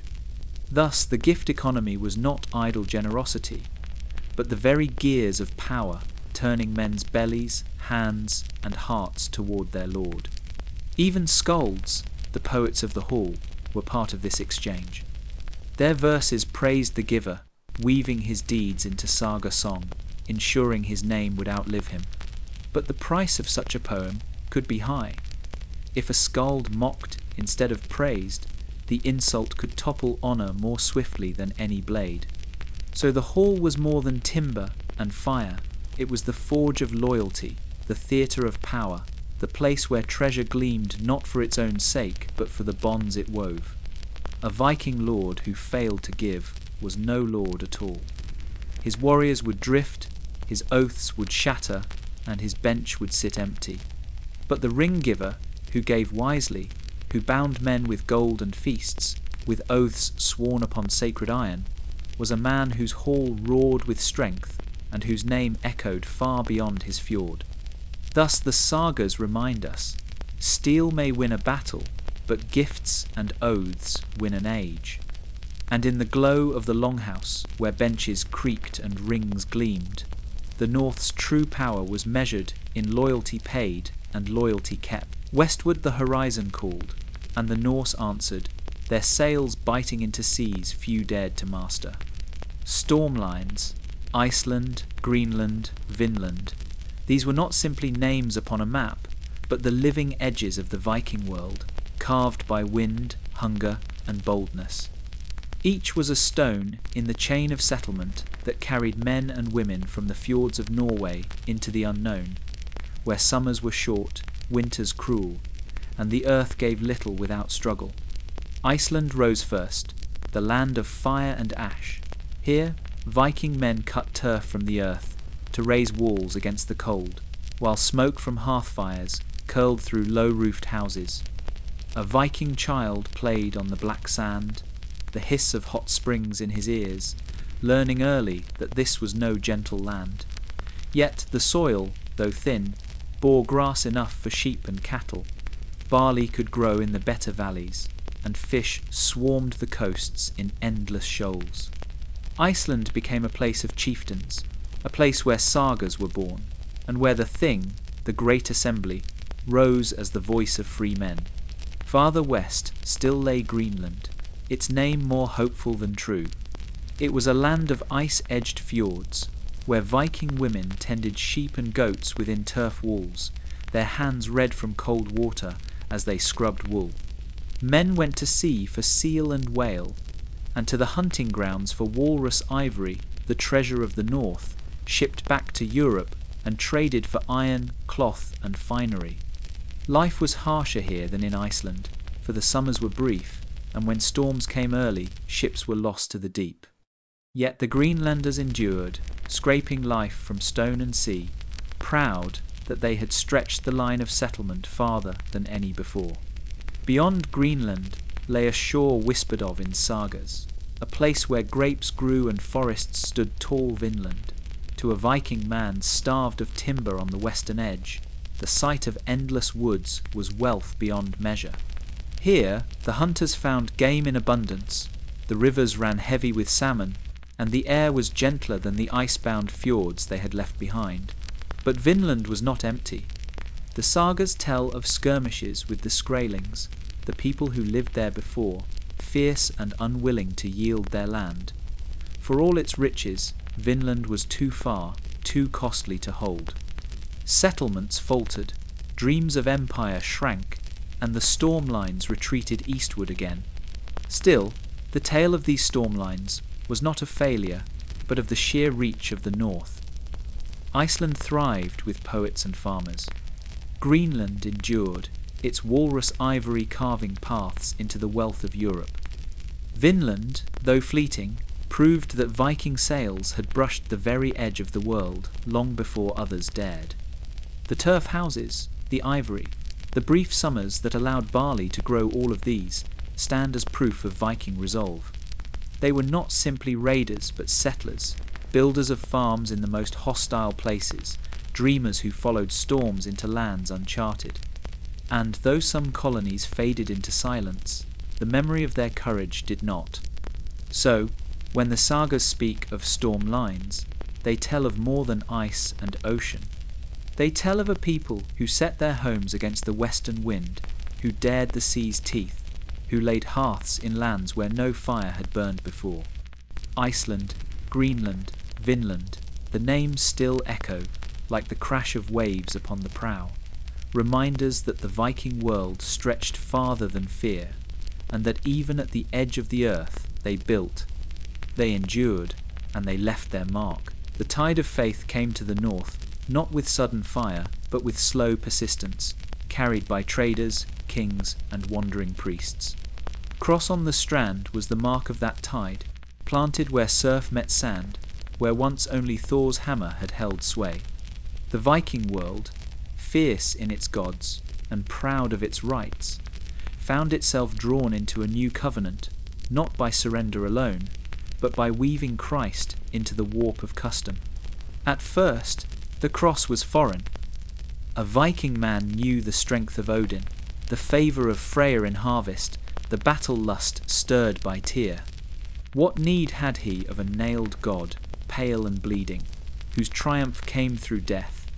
Yet the ships that bore silver and silk from the south also carried words of this Christ. A Viking child might hear them first in the marketplace, where strangers told of one God ruling all, or see them in the sign of the cross, traced over a bargain struck. Conversion was not only of the soul, but of the law. In Iceland, the Althing gathered on the law rock, men with tempers hot and gods at their backs. The question of faith threatened to tear the land apart, kin against kin, fire against fire. Then came the compromise, one law, one faith, yet with allowances for old ways in private. Thus the baptism was made not in bloodshed, but in a river's flow, whole households wading into the cold water as priests raised their hands and named them new. Still, in shadowed corners, men whispered charms to Odin, women laid offerings for land spirits, and the old gods lingered, braided unseen into Christian life. On the strand itself, the cross rose tall where ships returned from sea. It marked a new order. Men swore oaths not only on ring or sword, but on gospel and relic. A Viking woman wore keys at her belt as ever, but now her grave might hold a cross alongside beads of amber. Kings, eager for alliances with Christian lords abroad, pressed baptism upon their followers, yet wise rulers also knew better than to strip their people of all old ways. So feast days for saints sat alongside bloats, and churches were built on the very sites where once stood the groves of Thor. The blending was not without struggle. There were burnings of halls, killings of priests, and fury from those who saw the old gods dishonoured.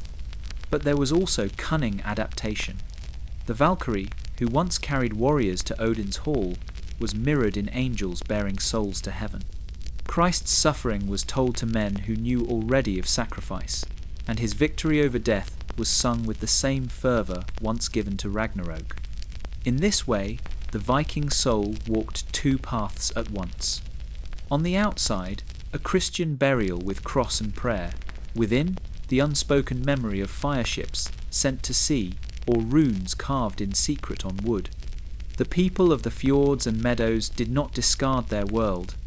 They wove the new faith into it, strand upon strand, until the pattern held. Thus, the cross on the strand was both a marker and a meeting place, where Christ touched custom, where law met law, and where the Viking world bent without breaking. And in that bending, it carried forward, no longer just a people of hammer and hall, but of cross and church as well, bound into the wider tide of Europe, yet still echoing with the old gods who had not wholly gone silent. The sea gave them life, and the sea bore them into legend. When the end came, a Viking man did not step quietly into the earth. He set sail once more, even in death. Death on board, fire on shore, was not merely a ritual, but a final voyage, crafted to honour the life lived and to secure the soul's place in the halls beyond. Sometimes the dead lay upon their ship, the very vessel that had carried them to war and trade. Planks creaked under the weight of their still form, armour polished, weapons close at hand. A Viking child, eyes wide in awe, might peer through the smoke of the hearth as kinsmen prepared the vessel, knowing that this ship was not meant to touch the water again. Instead, it would be drawn upon the land, set into a hollow dug for its keel, and heaped around with stone and earth until a mound rose above the fjord. Such mounds, high and green with grass, stood as markers for generations, so that no man could pass without remembering who lay within. Other times, fire was chosen. On the shore, beneath the sky, the pyre rose tall, timbers stacked like the ribs of a new ship. The dead lay within, surrounded by the things they had loved in life, swords that had sung in battle, cloaks bright with dye, beads strung from amber, and even Viking food for the journey beyond. The pyre was lit, and as flames roared upward, sparks flew into the night like 1,000 souls, as if the spirit itself was carried skyward. The smoke curled into the wind, bearing the last breath of the warrior to the gods who waited. Grave goods spoke louder than words. A sword placed at the side of a warrior told of valour. A spindle or loom weight buried with a Viking woman told of her strength in keeping kin alive through long winters. Coins might be laid upon the chest, offerings for passage. Horses were sometimes slain and buried beside their master, to bear him swiftly into the next realm. Dogs, too, were given, companions in both worlds. To be sent into death without goods was shame, a mark of poverty or disgrace, as if one's soul had been left unprepared for its journey. Not every funeral blazed with grandeur. Many a Viking farmer was buried in a simple grave, covered in turf, a knife at his belt, and a whetstone in his hand. But even here, the care was plain the belief that the dead continued their work elsewhere, needing tools and tokens as they had in life. The sagas speak of ships set aflame upon the water, though whether myth or memory, the image lingers.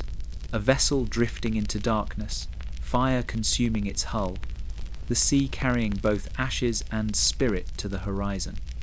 To watch such a sight was to feel the breath of the gods themselves. Burial was also a matter of honour and planning. A Viking who lived well thought of his death long before it came. He set aside treasure for his mound. He chose the spot for his resting place, high upon a ridge where all could see, or near the shore where waves forever broke at his feet. For death, like life, was not private, it was a saga told in earth and fire. Thus, the last voyage was not an end, but a passage. Whether in mound or pyre, ship or grave, the Viking dead moved onward, equipped and honoured, their memory rising like smoke into the sky. And on the shore, those left behind sang, feasted, and swore that the name of the fallen would not fade. For in death as in life, a Viking's worth was measured not only in deeds, but in how well his kin remembered his journey. The end was not a whisper for the people of the north, it was a roar. To a Viking man, the world itself bore within it the seed of its destruction, and every saga sang of that fire-shadowed fate. Ragnarok and the measure of courage was not just a tale of doom, but the very marrow of belief that all would fall, gods and men alike, and that courage meant standing firm though the end was certain. In the telling, the signs were terrible. A winter that would not end, wolves devouring the sun and moon, the sea boiling as Jormungandr writhed free of its coils. From Hell's realm, legions of the dead would march, and Loki, bound by shame, would return with vengeance on his tongue. Fenrir, the wolf fated to kill Odin, would break his chains, and fire giants would stride across Bifrost until it shattered. All that a Viking child grew up hearing led to this one truth: the world would not last, and no strength of sword or shield could prevent its ruin. Yet here lay the strange glory, for if all was destined to fall, then fear was useless. A Viking warrior entered battle with clear eyes, knowing fate was fixed, but his honour was his own. Law itself carried this weight. At the Thing, when judgments were spoken beneath the open sky, men swore their oaths, knowing that time itself would unravel, but still their word bound them. In the hall, when blood feuds burned hot, men spoke of fate, yet lifted their spears anyway. Courage was not in winning, but in facing the storm without faltering. The gods themselves were models of this grim valour. Odin, wise in foresight, knew he would be devoured by Fenrir. Still, he gathered warriors in Valhalla, not to avert the end, but to meet it well. Thor would fall to the serpent's venom even as he slew it. Freyr, lacking his sword, would be struck down by Surtur's fire. Even so, they strode forward, because to shrink from fate was the true disgrace. This measure of courage bled into every strand of life. A Viking farmer who endured frost-bitten fields with steadfast toil lived by it. A Viking woman who bore children, managed land, and stood firm when her men were gone lived by it. And a Viking raider who lifted sword against a kingdom far greater than his own lived by it. They knew that, in the end, ash and ruin claimed all, but they believed that fame outlived flesh.